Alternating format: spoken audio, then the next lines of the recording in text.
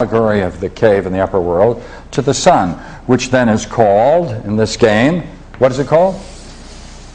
The idea of the good. Now there's a general confusion about what an idea means, but it won't be any confusion for us, because what they mean by an idea is simply not an idea, and therefore we won't have any trouble with it. Because the word idea is a Greek word. That's the word, idea. What it means in Greek, if we were to translate what it means and not use that word, because we confuse that word with a thought or a concept. It's not. An idea is nothing other than the idea to behold. That's what I mean. To behold. So if you behold the good, to behold the good, and the good is the ultimate term in Greek philosophy, to behold the good, that is the idea of the good.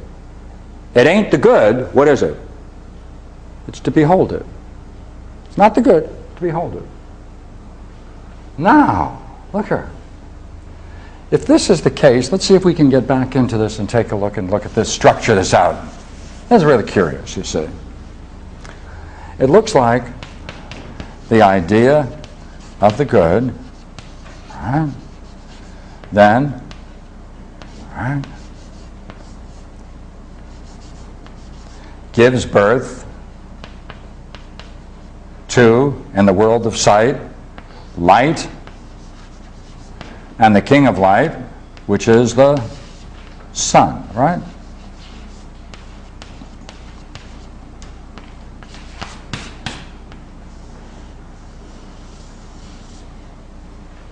Well, look here. If the idea of the good, to behold the good, if you're going to, hey, you know what that is? That gives birth to light. That's the cause of light. It's also the cause of the sun itself. Well, if that's the case, then there must be the good, sometimes called the one. Then how does it relate, and what does it relate to? Unfinished. Oh, that's because we have to turn the page. Right? See, which gives birth to light and the king of light in the world of sight. Therefore, this clearly is the world of the visible, world of sight.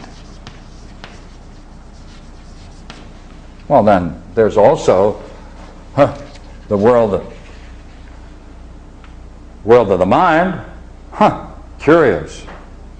World of the known, that's the world of the mind. Wow, okay.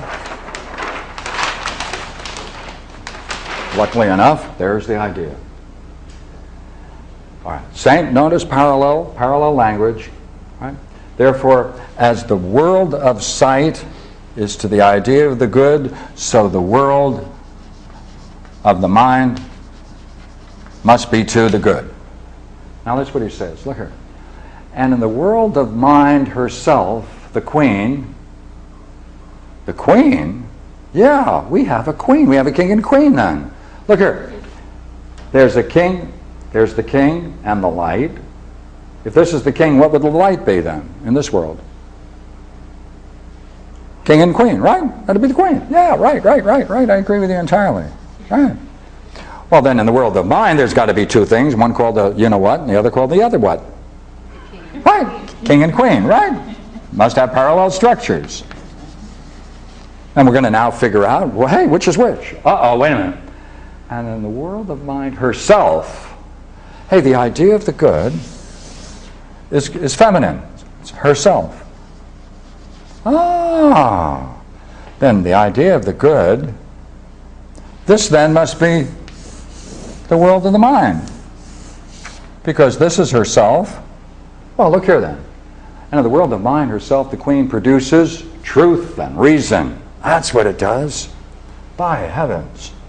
Then this idea of the good, which in the visible world produces light and the sun, is capable of producing both truth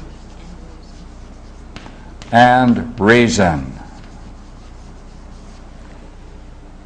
Well, if that's true then, as the idea of the good is capable of producing light and the sun in our visible world. In the world of mind, it produces truth and reason. Same analogy, structurally, same point. Good, good, that's easy to see. And must be seen by one who is to act with reason both publicly and privately. It has to be seen. But you know what? We don't yet have what this is. Uh-oh, another question. Well, we got rid of one. Maybe we can get rid of the other. Let's go back then. That reaching into beholding the good itself, to behold the good in itself, is called the idea of the good.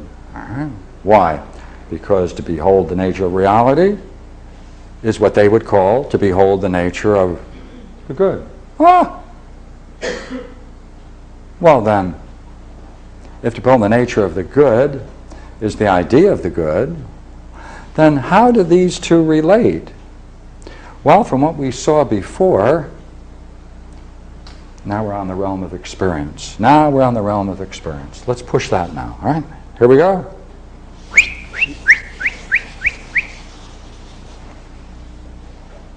World of sight, world of mind, realm of experience.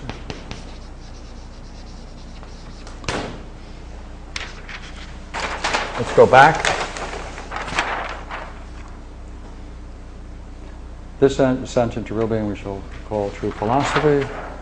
Oh, didn't I? No. Here it is, come on.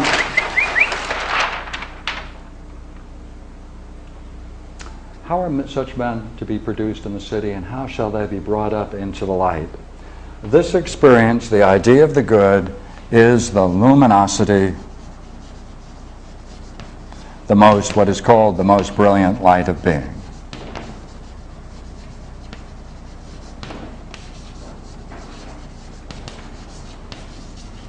The word being, of course, in this game is synonymous with the nature of reality. So therefore, in the realm of experience, this person who goes up those steps and has that culminating vision, in the realm of experience, that would be experienced as a divine luminosity, as the most brilliant light of being. That's an overwhelming experience of beauty itself. This is an overwhelming experience of beauty itself. Oh, wait a minute. How can there be anything higher than that? We're off. We have to be off. There's something wrong. From this, with reason, of course, and the development of reasoning, and everything then that has proceeded from ignorance to right opinion to understanding to knowledge, you now can see the role of reason. You now see that you have to train the mind in order to have this vision. Well, that must be the ultimate. But if that's the ultimate, then there's no role for the good. Right, she can be, the idea of the good can be called the queen. Okay, we'll put that in, idea of the good. All right, put that in. But what's the king then? The good? Yeah, okay, what can we say about him? Doesn't fit. Nothing here for the good. That's a failure. It's a failure. Or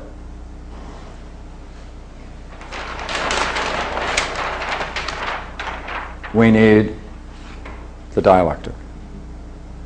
We only need the dialectic. We only need the dialectic because of this problem. Let's see if we can get the problem. All right, the problem is, in this overwhelming experience, which can be called samadhi, nirvana, can take on all of those great names,